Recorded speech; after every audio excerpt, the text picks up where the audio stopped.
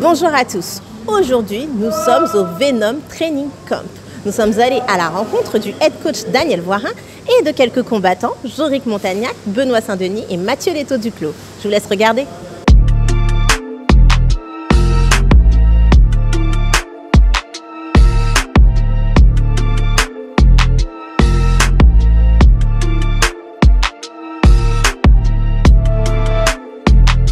Je te remercie en tout cas de nous avoir accueillis au Venom, hein. Ça y est. Au plaisir, bah oui. On l'avait dit, c'est fait.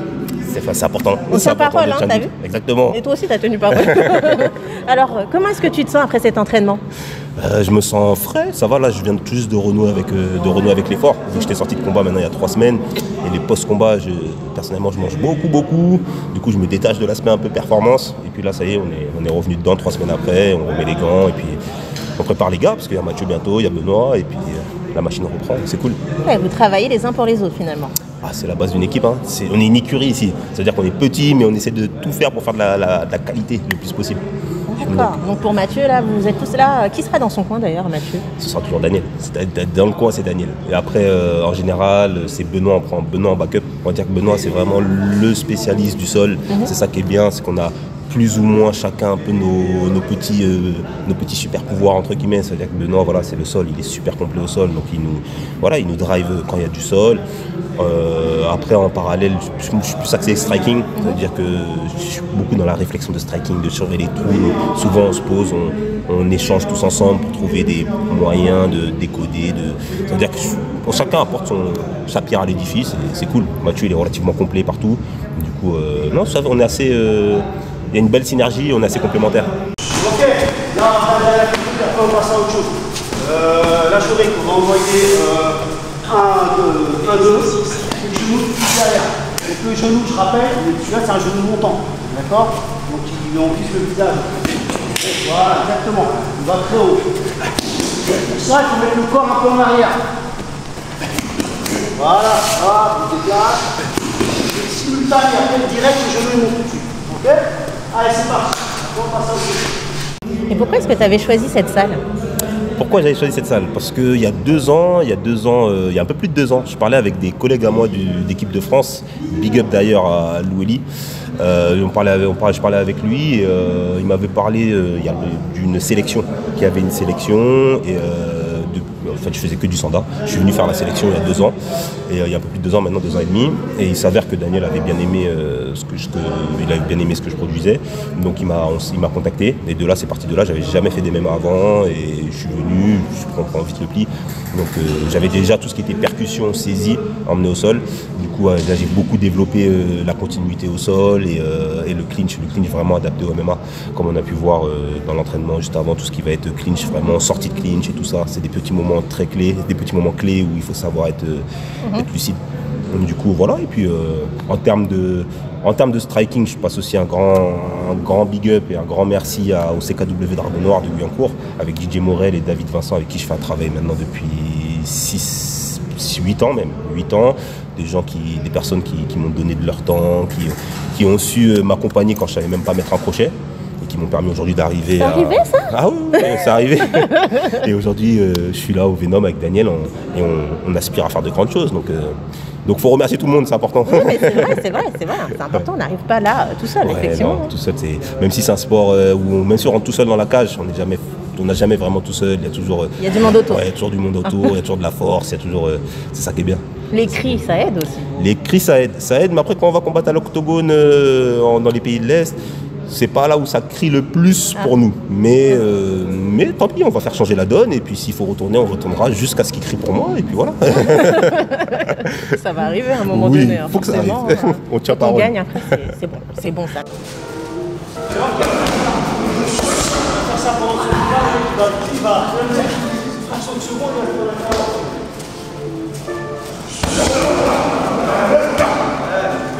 Bon bah Mathieu, comment ça va? Bah nickel. Alors depuis quand est-ce que tu t'entraînes au Venom Training Camp? Ça va bientôt faire 2 ans, je crois, un peu plus de 2 ans.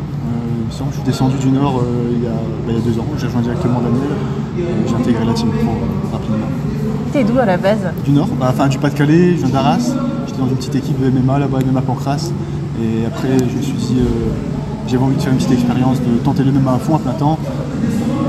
Paris, enfin je suis à Rungis maintenant avec Daniel et tous les gars. Ça fait depuis quand exactement? Là ça fait 2 ans que je suis descendu, après le MMA, depuis que je fais le MMA, ça doit faire environ au total 4-5 ans, comme ça. Et un beau matin tu t'es levé, tu t'es dit je vais tester le MMA. Ah je m'en souviens encore, j'étais avec un pote, on était en cours, et on a vu une vidéo d'un kickboxer, une vidéo bidon, genre le boss du free fight avec les vieux titres accrocheurs et tout. On a vu la vidéo, on a dit oh c'est énorme. Le lendemain on était en train de chercher les salles et tout. La semaine suivante on était dans une salle de MMA en train de s'entraîner. 3 mois après on était en combat déjà sur Paris, on descendait faire les compètes.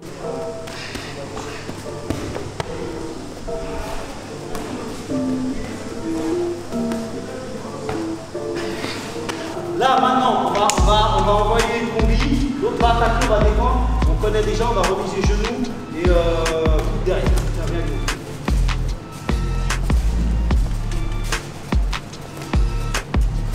Là, j'envoie mon jab, avant. Là, j'envoie bras avant. On va direct au corps, crochet. Ok? Il me rentre dans les jambes, je défends. Là, un coup ici. Je défends, je rentre un genou. Et là, je rentre un coup. On commence. Là, jab ici, hein, pour un peu le faire. Là, direct, flexion au corps. Jab rapide, puissant, puissant. Là, il rentre, je défends, ici, genou, et là, coup. Ok? On va déjà l'exercice. Je recommence, là, je monte ici. Là, pour distraire, direct au corps, crochet. Je rentre dans les jambes, je défends, je mets petit coup de genou, les jambes à toute place. Ok? Faut que ça soit rapide. Le coup de genou, c'est on vise le plexus. Hein. Là, un petit coup de genou, vise là. Boum, voilà, exactement. Alors t'es trop loin, t'as vu le genou, on est tout de suite, on envoie le coup derrière, on ne bouge pas. Ouais. Boum. Voilà.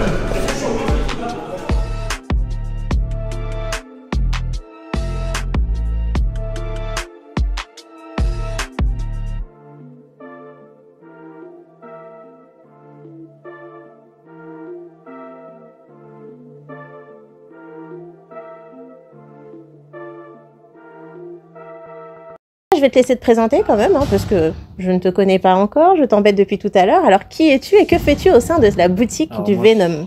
Moi je suis Benjamin, je suis là depuis 7 ans, donc j'étais là avant que ça soit Venom Training Camp. J'étais là depuis Dragon Bleu. Et je suis vendeur et animateur de salle. D'accord. Je fais boutique et salle de sport. Sérieux? Ah oui, carrément. Et ça consiste à quoi d'être animateur de salle? C'est un petit peu tout, c'est le bar, l'accueil, les abonnements, renseigner les clients, les aiguiller, leur donner des petits conseils aussi. Donc les boissons protéinées, c'est ça. Ah, ok, On je fait un vois. petit peu tout. Même s'il y a quelqu'un de toujours sur place, mais nous on est assez polyvalent en boutique. Ok, très bien. Et j'aimerais savoir, alors si par exemple j'ai envie de m'acheter une tenue avec personnalisée, on va dire, Cyril Gane ou Manon Fiorot, est-ce que je peux en acheter une ici? On a des produits FC ici, Oui. Et on fait des customs à l'étage. D'accord. Si vous voulez mettre le nom dans le dos avec le drapeau de votre choix. Ok, je peux même mettre mon nom à moi? Ok, très bien. Bon, alors il faut juste nous dire, par exemple, les horaires d'ouverture et autres, comment ça se passe. Alors là, pour l'instant, en temps de Covid, c'est 10h, 19h. Et hors Covid, c'est 10h, 22h. D'accord. Donc avec des cours à partir de 11h30 jusqu'à 14h30. Et le soir de 17h30 jusqu'à 21h30. Ok, très bien.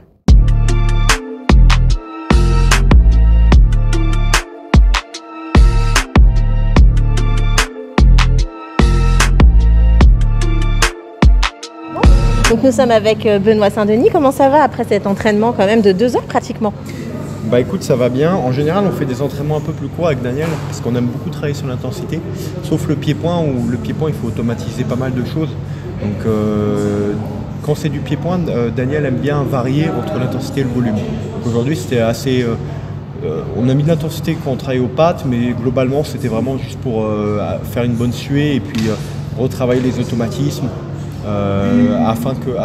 Afin en fait, d'améliorer notre endurance sur tout ce qui est pied-point, c'est-à-dire d'envoyer des coups, délier, relâcher le plus possible.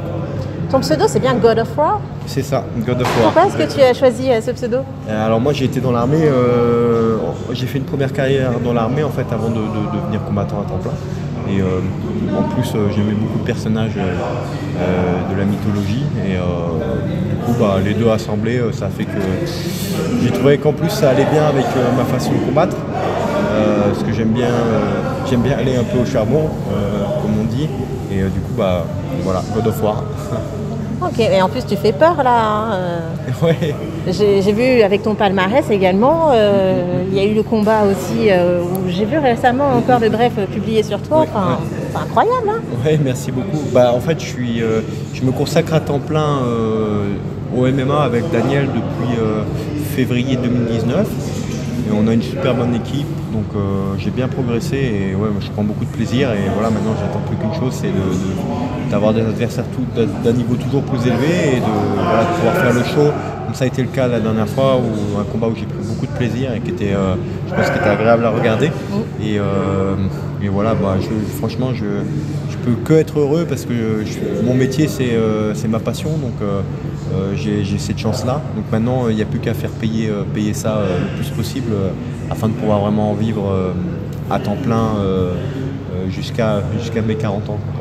Tu as quel âge actuellement? Là, j'ai 25 ans. Oh, Ouais, pas de la main, hein. Ouais. Mais du coup, tu es sponsorisé, tu as du monde derrière toi. Alors, j'ai mon seul sponsor financier s'appelle Nutrimuscle, que je remercie énormément, qui est une marque de compléments alimentaires, d'ailleurs qui sponsorise pas mal de combattants. Et en parallèle, j'ai Venom qui me file un bon coup de main quand même, parce qu'ils me permettent d'avoir accès à un coach de très très haut niveau en la personne de Daniel Warin. Et ils me permettent aussi en fait d'avoir cette infrastructure dans laquelle on est aujourd'hui et qui est incroyable. Il y a un ring, il y a une cage, des sacs et un grand tatami. Enfin, c'est un super dojo. Et en plus, il y a un accès prépa physique à côté. Donc vraiment, on est bien logé. Top, ok. On respire un petit peu, on enlève une pompage, on va avoir de l'eau. Là, on va faire la vie pas douce avec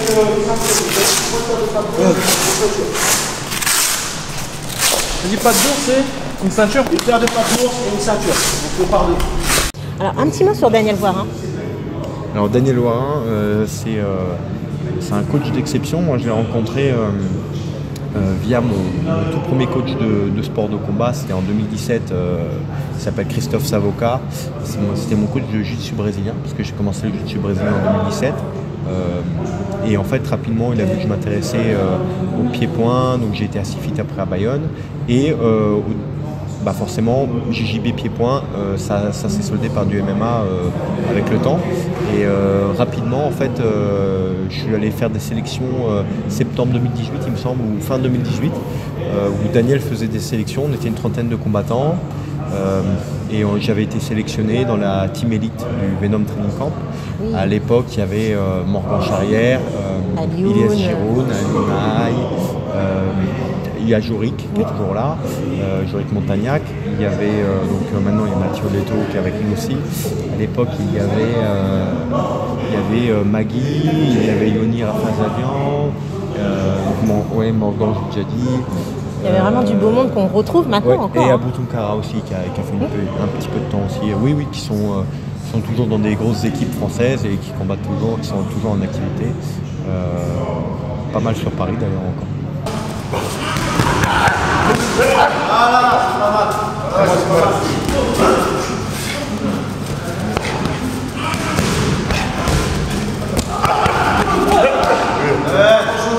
Sur le talon, pas sur le talon.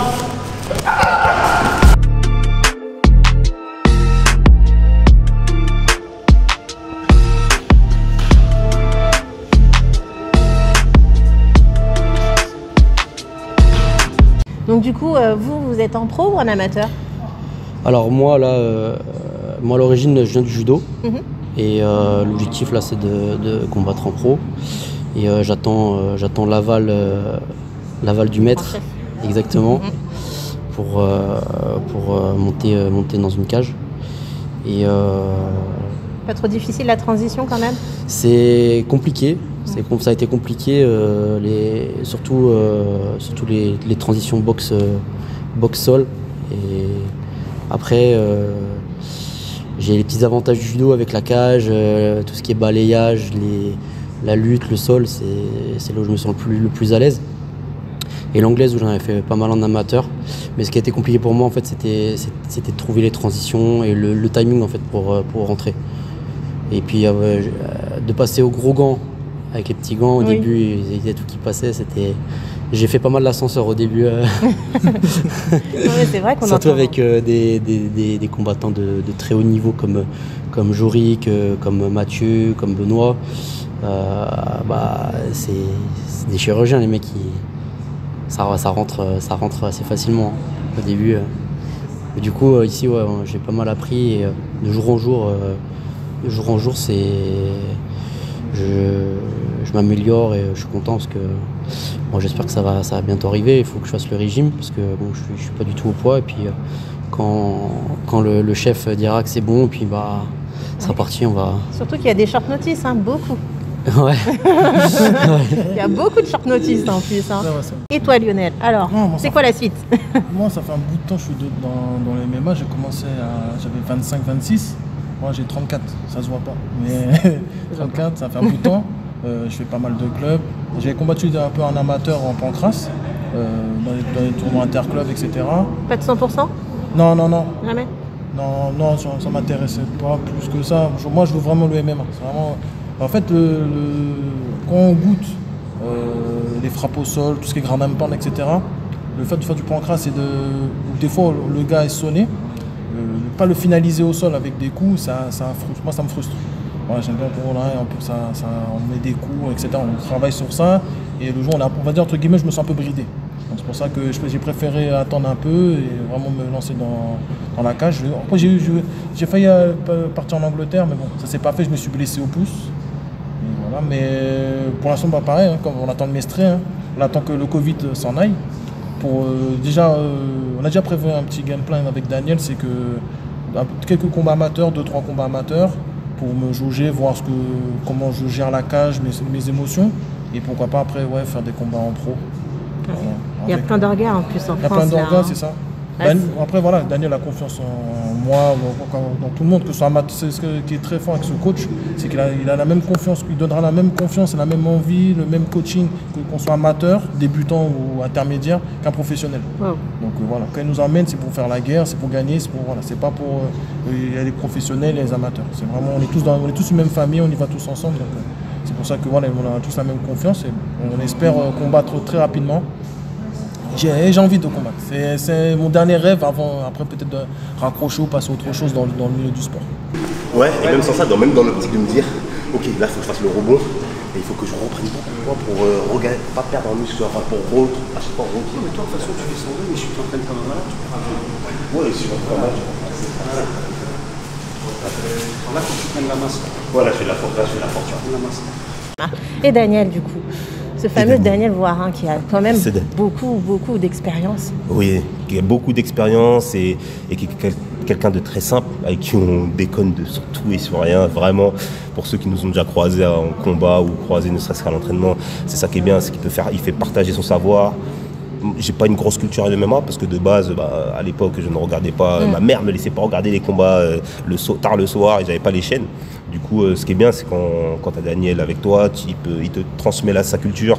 Donc, il parle de combats, d'événements où il était présent. Et du coup, c'est important d'avoir une petite culture. Donc, il y a ça. Et puis, même, ça crée des liens. Et puis, surtout, la déconnade. Je sais pas si vous avez fait attention, on rigole toujours pour un oui, pour un non. Et c'est ça qui est bien. C'est l'ambiance. Ouais, c'est important. C'est un tueur, Daniel. Depuis que je suis ici, je pense que j'ai jamais autant progressé. En fait, avant, je m'éparpillais beaucoup. C'est comme ça que je voyais des vidéos, je partais dans tous les sens, j'avais envie de tout tester. Daniel, il est arrivé, il a fait non, on va faire les basiques et tout. On se concentre vraiment sur les fondamentaux. Et si on voit qu'en se concentrant sur les fondamentaux, que lui, il a identifié grâce à son expérience, là, tu progresses à fond, ton niveau, il explose. Que ce soit dans tous les domaines du MMA, le sol, la lutte, le striking, tout explose. Et c'est un plaisir de travailler avec Daniel. Après, du coup, j'ai un peu plus libéré les kicks à la fin. Après, c'est dur de faire une bataille de kick avec quelqu'un plus long que toi aussi. Le problème, c'est qu'il y a trop d'espace. Donc, t'arrives pas à... Par contre, on est bien rond. On tournait pas comme ça, on tournait en rond. C'est assez ouvert. T'as pas la pression de la cage. T'as pas la pression de la cage. Je peux pas te cadrer. Ouais, le cadré, c'est trop ouvert. C'est pour ça qu'on fait souvent du sparring à l'intérieur, tu vois. Après, sur la cage, ce qui est bien, c'est que c'est le plancher, tu sais. C'est le même sol que dans les cages. Ah, le sol là? Ouais, mais bon, c'est des De cordes. temps en temps, il faudrait qu'on tourne les vendredis, quand on tourne comme ça, il faudrait qu'on tourne dans le ring. Ah, c'est pas pareil. Ouais, mais pour avoir, tu sais, non, mais le plan, Justement, t'as des meilleurs appuis. justement, quand tu as des meilleurs appuis, c'est plus économe. Tu glisses pas. C'est super grippant, je trouve que ça fait un petit pas. Ah non, quand tu as ça, c'est moins d'énergie. Par contre, si tu mets le genou au sol, tu peux te cramer. Bon, les gars, on va à la fin. Deux fois, ça fait des coups. Non, ça c'était dégueulasse, c'est que tu étais en France. Combattu le Magui. Ah, le sol était dégueulasse. Les mecs, ils avaient des trucs dans le jeu, tellement c'était. C'est quoi c'est comme l'organisation de ça, en dessous. C'est ça. C'est ça. Allez, à 3 Venom. 1, 2, 3. Venom.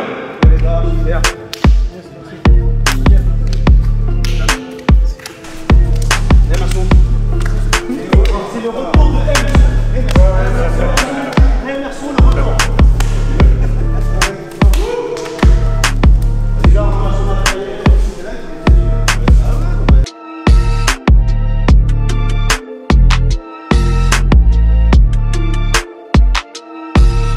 Alors là, nous sommes avec monsieur Daniel Voirin, le fameux head coach dont on parle depuis tout à l'heure avec les autres combattants. Ah, ça fait plaisir. Ils ont dit de belles choses. Ah, bah c'est bien, c'est très bien. Des- Sinon, je leur tire les oreilles, hein, de toute façon, après j'écoute. De belles choses, beaucoup de fidélité, beaucoup de reconnaissance. Là, ça fait plaisir. Alors, c'est toi qui tu tiens en fait à créer en fait un univers amical, sympathique, une bonne ambiance en fait dans tes cours. Ah bah ouais, bah parce qu'on passe du temps ensemble. Il faut prendre du plaisir, quoi. C'est-à-dire que on rigole, c'est sérieux, le travail est sérieux, mais bon, c'est un sport qui est dur, donc il faut plaisanter, il faut qu'il y ait une ambiance quand même qui soit saine, quoi. Il faut pas qu'on se prenne la tête, hein. On est tous des êtres humains, on est tous pareils, quoi. Donc moi, j'aime bien avoir une bonne ambiance. Personne n'est meilleur que personne. Tout le monde a quelque chose à dire et il faut qu'on s'amuse, quoi. Et pourtant, le palmarès, l'expérience, tout ce que tu as connu, notamment dans le monde du MMA, tu restes cool. Mais en fait, oui, mais c'est ça. Mais en fait, moi, je suis quelqu'un de réalisé. Accessible. Bah oui, et en plus, des fois, je pense que même un copain à moi qui s'appelle Moïse, un grand combattant, il me disait, Daniel, il faut être rare. Des fois, il faut pas être accessible, en fait. Parce que, en fait, quand tu es trop accessible, des fois, on ne prend pas trop au sérieux, en fait. Ça paraît incroyable. Mais bon, c'est dans ma nature. Donc, non, il n'y a pas de... Moi, je suis ouvert, je suis quelqu'un d'humble. Je viens d'une famille simple. Donc, voilà, quoi. Je suis quelqu'un de simple. Hein. Puis, on va pas se prendre la tête. C'est un sport. Comme je dis, personne n'est meilleur que personne. L'essentiel, c'est de prendre du plaisir dans ce que tu fais, quoi. Tu as énormément voyagé, tu as passé beaucoup de temps au Brésil également. Tu t'es perfectionné aussi, tu as fait une transition parce que tu étais du Muay Thai. Du Muay Thai, oui, Muay Thai, oui. et tu as fait une transition en MMA. On peut dire quand même Anderson Silva, le fameux Dan Anderson, Lyoto Machida, enfin il y en a tellement. Mais en fait, moi, quand j'ai cherché à savoir qui était monsieur Daniel Voirin, honnêtement, je me suis dit on a ça en France. Mais ouais, mais en fait, en fait, j'ai fait ma carrière à l'étranger, je suis pas trop connu en France. Je commence à être un petit peu connu avec les combattants que j'ai, bon, sauf les anciens qui me connaissent depuis longtemps, mais avec les petits combattants que j'ai, parce que maintenant je prends des combattants qui partent de zéro. C'est aussi un nouveau challenge. Mais c'est vrai que quand j'ai commencé au Brésil, j'ai commencé à faire du porte-à-porte. Les premiers combattants que j'ai entraînés, c'est beaucoup de combattants de favela. Donc j'ai entraîné beaucoup de jeunes de favela gratuitement, hein, et j'ai eu des très bons résultats. C'est ça qui a fait... mais ça c'est dans le temps, hein, parce que j'habitais 8 ans au Brésil. C'est ça qui m'a fait connaître dans le milieu du MMA et que j'ai pu accéder aux superstars comme Anderson, Machida. J'ai entraîné Ricardo Aorana à l'époque, Victor Belfort aussi, Minotaur, je l'ai préparé pour des combats. Mais les combattants principaux, c'est Machida, que j'ai entraîné beaucoup, hein, avant qu'il rentre à l'UFC. Anderson Silva aussi, avec qui j'ai gagné 3 ceintures à l'UFC. Dan Anderson, où j'ai habité aux États-Unis, hein. Je l'ai entraîné 4 ans, où j'ai gagné pareil, ceinture du Strike Force. Tarek Safedine, je ne sais pas si vous vous rappelez de Tarek, j'ai gagné une ceinture avec lui, j'ai entraîné à la Team Quest aussi. Plein de personnes en fait. Mais c'est sur 20 ans, quoi. C'est beaucoup de travail en fait. C'est vrai qu'on ne se rend pas compte parce qu'on est dans une bulle. Donc moi je vis de ça, je crois que je suis l'un des rares coachs qui vraiment est professionnel dans le sens où je reçois un salaire, c'est-à-dire je vis de ma profession. Et franchement, c'est inespéré, quoi.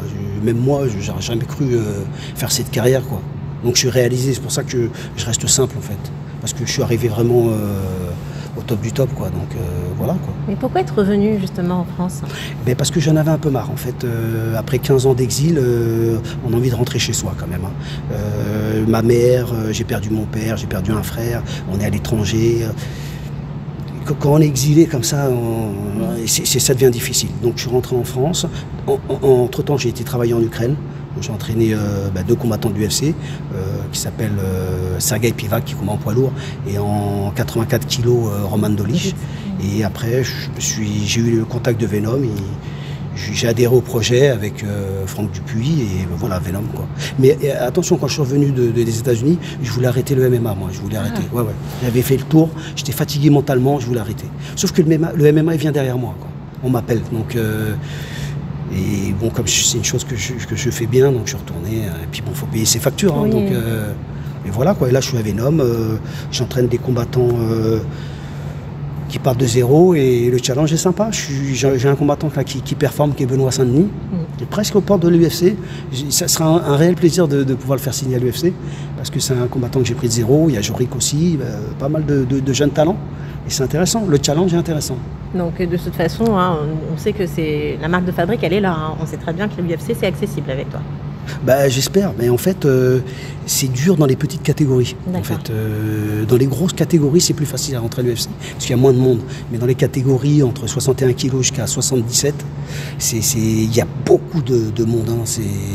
Mais on va y arriver, il faut être patient. Hein. Ah, mais Benoît Saint-Denis, on connaît son nom, hein, et il fait sensation, bref. Hein, et puis bon, il est sérieux, quoi, dans ce qu'il fait, donc il n'y a pas de mystère. Il faut s'entraîner, les choses, elles n'arrivent pas par hasard. Non. Du tout. Et là, du coup, avec les organisations françaises qui arrivent, je pense que bon nombre de tes combattants vont pouvoir s'illustrer là-bas, s'exprimer. Voilà, alors ce qui est intéressant, oui, justement, c'est que maintenant, il y aura plein d'organisations en France. D'ailleurs, il y a Mathieu qui combat le 10, c'est au FFA, voilà, exactement, FFA Challenge, c'est ça. Tout à fait. Donc, ouais, c'est vrai qu'il y aura pas mal d'organisations en France. Ça va être plus simple au niveau de la logistique, parce que c'est vrai que voyager, c'est assez compliqué, parce qu'il faut rester un temps sur place. Donc, ouais, c'est super. Et on va pouvoir enfin avoir un public en France, quoi. Et est-ce que là tu comptes prendre d'autres combattants en fait dans ton Non, j'ai beaucoup de combattants. Non, j'ai beaucoup de combattants qui me contactent de l'étranger, beaucoup de Brésiliens. Mais j'ai pas envie d'avoir trop de combattants en fait. J'ai envie de rester avec un petit cercle de combattants parce que honnêtement, quand vous avez trop de monde, vous perdez en qualité. Regardez toutes les teams où ils ont beaucoup de combattants, ils perdent beaucoup en fait. Il y a quelques-uns qui gagnent. Mais généralement, il y en a beaucoup qui perdent. Pourquoi? Je l'ai déjà vécu, donc c'est une expérience que je connais. Parce qu'on peut pas entraîner tout le monde. On est obligé de déléguer. Et des fois, on peut déléguer, mais tout le monde n'a pas le même talent que le head coach ou les mêmes connaissances. Donc des fois, on délègue et on met la qualité un peu de côté. Alors que dans des petits groupes comme ça, je prends mon temps avec eux, je les fais monter tranquillement, et c'est plus qualitatif. D'ailleurs, je crois qu'au niveau victoire, je dois être à plus de 90% depuis que j'ai commencé. J'ai eu beaucoup de victoires avec mes combattants. Justement parce que j'en ai pas beaucoup, je prends mon temps avec eux. D'accord. Ouais. Ok. Oh, bon. Ouais. Bon, bah, je peux pas venir.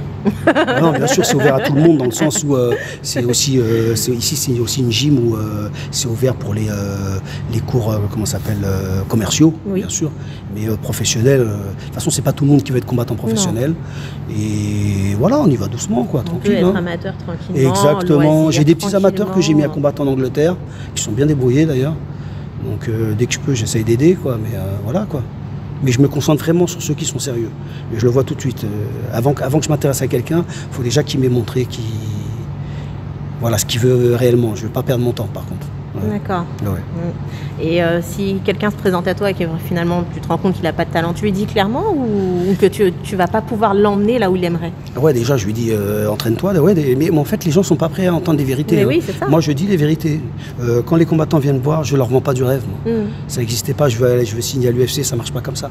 Déjà fais un combat et après on voit. Il faut avancer combat par combat. Parce qu'en fait ce qu'on retient c'est la victoire. Ce qui est important c'est de gagner. Il y en a, ils veulent être connus sur les réseaux, ils n'ont rien fait. Moi, je pense que ça, c'est une erreur. Concentre-toi. Si tu gagnes beaucoup de combats, t'inquiète pas, ton heure va arriver. Mais il faut se concentrer combat par combat. Je ne promets rien. Comme ça, je déçois personne. D'accord. Quand tu es revenu en France et que justement tu es arrivé au Venom, la légalisation n'était pas encore arrivée et tu savais un petit peu dans quoi tu te lançais, surtout par rapport aux combattants et leur statut de combattant. Et maintenant, qu'est-ce que tu en penses de ça? Qu'est-ce qu'il faudrait faire pour améliorer les choses? Je sais pas, parce qu'en fait le problème c'est que dans le monde du MMA, c'est un sport qui est, au niveau rémunération, c'est très pauvre. Au niveau sponsor, il n'y a rien, c'est pas très médiatisé, surtout en France. On voit qu'en fait c'est un petit monde en France, c'est pas très connu. Moi j'habite aux États-Unis, c'est autre chose, le MMA aux États-Unis. Mais même aux États-Unis, c'est dur d'avoir des sponsors. Même au Brésil encore pire. Donc il faut savoir que pour pouvoir faire de l'argent, par exemple dans le MMA, il faut être au top, quoi. Il faut être dans les premiers, quoi. Et en ce qui concerne, quand je suis arrivé, il n'y avait pas la légalisation. En fait, au début, la première année, je faisais plus des cours commerciaux. En fait, je voulais pas de professionnels. C'est au bout de la deuxième année où j'ai fait des tests, une sélection nationale, où là, j'ai commencé à rentrer un peu dans le vif du sujet, parce que je voulais animer un peu plus le truc. Parce que bon, j'ai quand même une âme de compétiteur, donc j'aime la compétition. Et c'est vrai qu'entraîner comme ça et il n'y a rien derrière, c'est un peu... pour moi, c'est un peu lassant. J'aime bien préparer le gars, voir jusqu'où il va, le combattant. Ça, c'est... En plus, l'incertitude, on va au combat, on ne sait pas si on va gagner. C'est ça qui est intéressant, l'adrénaline et tout. C'était élite, c'est ça? C'était la team élite. Ouais, on a eu des combattants solides. Il y avait Ilyes Giroud, Morgan Charrière, il y a eu Jorik, on a eu Alioune, qui est très solide. Très bon combattant. Oui, J'aime beaucoup le style d'Alioune. Il faisait penser un peu à Anderson Silva, il est félin comme ça, un mec très sympa. On a eu Yoni, il y a eu Magui. Benoît, mais il est venu après Benoît. Parce que Benoît, je l'ai repéré et en fait, on avait que 6 ou 7 combattants et lui, je l'ai appelé après. Je lui ai dit, écoute, je te garde au chaud parce que je l'ai repéré tout de suite. Et ça consistait à quoi en fait, élite? En fait, c'était prendre les meilleurs combattants les meilleurs combattants français et disons les prospects, quoi. Donc c'était un test de sélection et essayer de les gérer au niveau du management que je fais avec Guillaume Pétier d'ailleurs, qui fait un super boulot. Et en fait, on a commencé comme ça, on a eu quelques combattants et c'était ça l'idée, d'avoir les meilleurs combattants et les faire monter au plus haut niveau, quoi. De toute façon, on entend ces noms tout le temps. Ouais, c'est vrai. Mais ceci dit, c'est pas moi qui les avais formés. Les Ilyes, Morgan, ils venaient déjà d'autres teams, Lyon, tout ça. Qui j'ai formé, c'est Jorik qui a commencé à 0, Mathieu, Benoît Saint-Denis qui a commencé à 0. Sinon, les autres, avait quand même déjà pas mal de combattants confirmés. D'ailleurs, Mathieu qu'on suit, qu'on attend absolument son combat. Là, faut qu'il y aille. Parce que la dernière fois, malheureusement, il n'avait pas pu. Il n'a pas eu de chance, mais même avant le BD, une semaine avant, il y a eu le Covid, son combat a été annulé. Là, il faut... C'est dur d'être un coach à ce moment-là. C'est un peu chiant parce qu'on prépare les gars, mais bon, ça fait partie du jeu. Des fois, il y a des blessures, c'est comme ça. Il faut s'adapter. Mais du coup, c'est pour ça qu'il faut faire attention à l'entraînement, à ne pas se blesser. Surtout quand on arrive près de l'échéance. Mais votre rôle, en fait, autour justement des échéances, ou même tout le temps, c'est aussi d'être un peu le coach mental. Bien sûr. Bon, moi, je ne fais pas préparation mentale, mais il faut les motiver aussi, il faut leur parler, parce que bon, je suis plus vieux, j'ai plus d'expérience, donc j'essaie de leur transmettre mon expérience, quoi. Et également un peu de culture générale concernant le MMA, parce que c'est quelque chose... bien sûr, ça c'est... Voilà, exactement. Et avec le temps, ils apprennent, parce qu'en plus, j'ai besoin d'eux. C'est-à-dire que je les forme quelque part, parce que des fois, ils vont accompagner des combattants. Benoît, c'est avéré qu'il avait accompagné des combattants aussi en Angleterre, donc je les forme, pour qu'ils puissent me seconder. Non, c'est intéressant, c'est un projet de vie, on s'éclate. Jorik nous a dit que justement tu lui expliquais pas mal de choses, tu lui apprenais, puisqu'il ne connaissait pas vraiment la culture générale, on va dire, du MMA, et il découvre à travers toi, en fait, avec toutes tes expériences et tout ce que tu peux lui raconter. Voilà, parce que moi c'est du concret, je l'ai vécu, c'est du réel, je ne suis pas dans l'abstrait, je suis assez pragmatique en fait. Oui, on voit ça. Alors dernièrement, Anderson Silva nous a fait la surprise de faire une petite transition, de retourner en fait à quelque chose qu'il avait quand même déjà fait plus jeune, il me semble. Oui. En fait, Anderson, il vient de combattre en anglaise, mais il faut savoir qu'à l'époque, moi quand j'entraînais Anderson, il était prévu pour combattre Roy Jones Jr. Déjà. Et il était champion de l'UFC, Dana White avait refusé. Mais je pense qu'il avait eu raison parce qu'à l'époque, Roy Jones, ça aurait été dur pour Anderson. Et donc là, il a fait un combat d'anglaise et j'ai été agréablement surpris. Franchement, il a bien géré. Je pensais que Chavez allait le mettre en difficulté. Et il a bien géré les déplacements, tout ça. Et il a 46 ans, l'autre à quel âge quoi, 34, 35 Il est beaucoup plus jeune. Franchement, je lui ai envoyé un message, là il m'a répondu, il était content. Franchement, félicitations, ça fait plaisir. C'est une bonne personne, c'est un vrai guerrier, quoi, parce qu'il faut quand même aller en anglaise. 46 ans, faire 8 rounds. Et bon, Chavez, ça reste Chavez, un ancien champion du monde. Franchement, super. Il fait plaisir. On va dire qu'il sauve l'honneur des MMistes. Parce que l'autre, là, comment il s'appelle Ben Askren. Là. Oh là là. C'est vrai que. Mais bon, c'est un lutteur. Oh, il a une bonne chute. Hein. Non, c'est un lutteur, c'est normal. Mais bon, il a pris un bon billet, donc ça va. Mais Anderson, il a. Ouais, franchement, belle prestation. Ça fait plaisir. C'est vrai que là, maintenant, on se retrouve avec pas mal de combats, d'exhibitions. Ouais, il y a beaucoup. Est-ce que tu aimes ça ou sans plus? Moi, je suis pas fan, mais je veux dire, voilà, quoi. Les gars, ils sont connus, ils veulent faire de l'argent. Ils ont raison. Hein. C'est de l'argent. Ils gagnent bien, ils gagnent plus des fois en exhibition qu'en combat à l'UFC. Donc pourquoi pas? C'est du business. Hein. Moi, je suis pas contre le business, au contraire. Ok, très bien.